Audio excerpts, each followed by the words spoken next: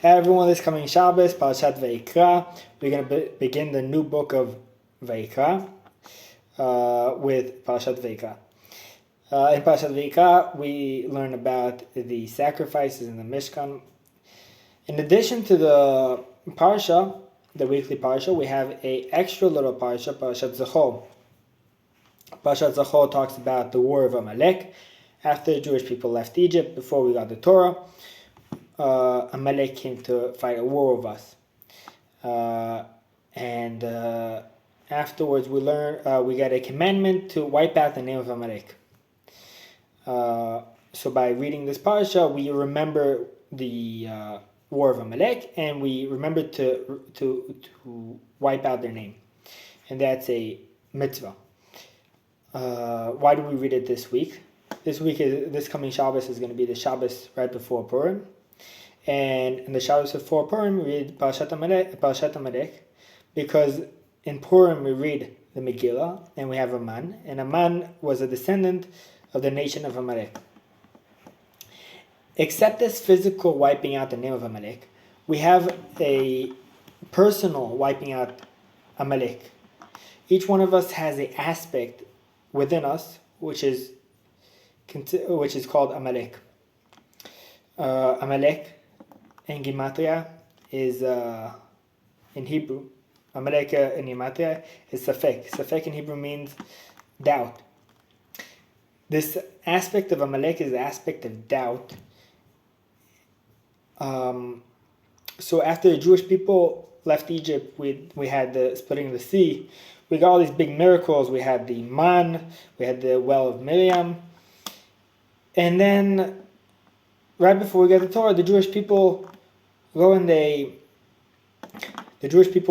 ask each other, do we have God in our midst, or do we not? And right after that verse comes the war of Amalek. So our sages tell us, they compare it to a story with a child who is sitting on the shoulders of his father, and he sees something on the floor, and he asks his father, can you give that to me? And the father gives it to him. And he sees another thing, and he asks the father, could you give that to me? And the father picks it up and gives it to the son. Then the son sees someone, and he says, do I have a father? So the father gets angry, and he puts down the kid on the floor, he puts the child on the floor, and then comes a dog to bite the child. And then the child remembers, right, I have a father. And he's like, Father, could you save me?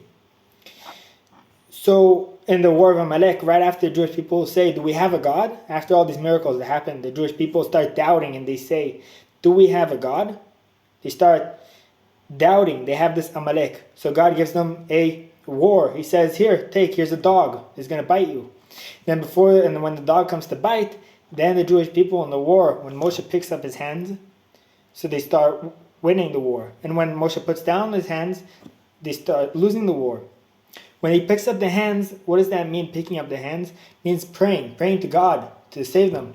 Meaning recognizing that this war, that God's going to save them from the war. So when they recognize that God's going to save them from the war, then they start winning. And when they put down the hands, they start losing.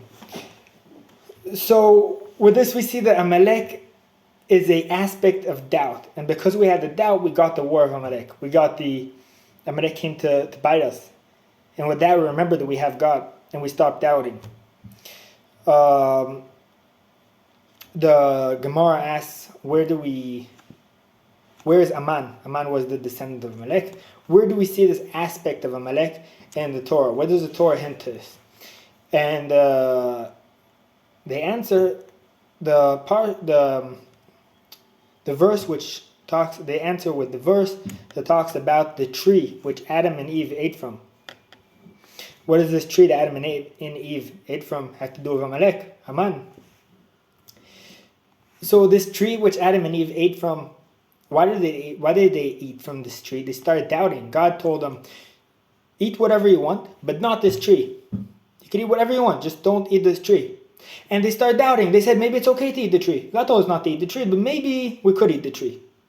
They started doubting. They had this aspect of Amalek. They ate the tree, then they got kicked out of heaven. And so too we see by Samuel. The prophet Samuel tells Shaul to go and kill the nation of Amalek. He goes to kill the nation of Amalek, and on the way Samuel tells Shaul, kill everyone and do not leave anyone alive. Not even the cattle, the sheep and cattle, all the animals. Kill the whole nation. Then Shaul goes there he goes to the war, and he starts having mercy. He starts doubting what God told him to kill everyone, and he leaves even the king alive, and he brings him back alive. And the prophet Samuel says, "What did you do? Why did you leave him alive? God told you to kill everyone, not leave anyone alive." But he started doubting. Shaul and the war started doubting. And he said, "Oh, but maybe we should have mercy." So we see this aspect of Amalek, the doubting. After this story, Shaul loses his kingdom. In the Megillah, we see the whole Megillah is so concealed. Where this, and a man comes and tries telling us, no, everything is just. It's not run by God. It's just by chance. This whole story of the Megillah. And Haman tries confusing us. No, don't worry. It's just by chance that I made a tree and I got hung on this tree. It's just by chance. Don't. It's a natural thing. It's something that just happens. And so in Purim we have this mitzvah of wiping out this doubting and confusion. So every time when we want to do something good, we decide we're going to visit someone sick, and then on the way we start doubting ourselves, and we have confusion, and we start saying maybe he doesn't really want us to come. Maybe he had enough visitors today. Maybe, and we don't go. Or we walking in the street and we see someone needs help. Someone has a flat tire, and we say, oh, maybe he doesn't really need help. He knows how to do it by himself. He'll be embarrassed if I come and help him. Maybe, and we don't help him. We decide to do something good, but then we start doubting ourselves and we don't do it. So, with this reading of the Parashat of Amalek, we're all going to remember that we have this aspect, and we have to fight.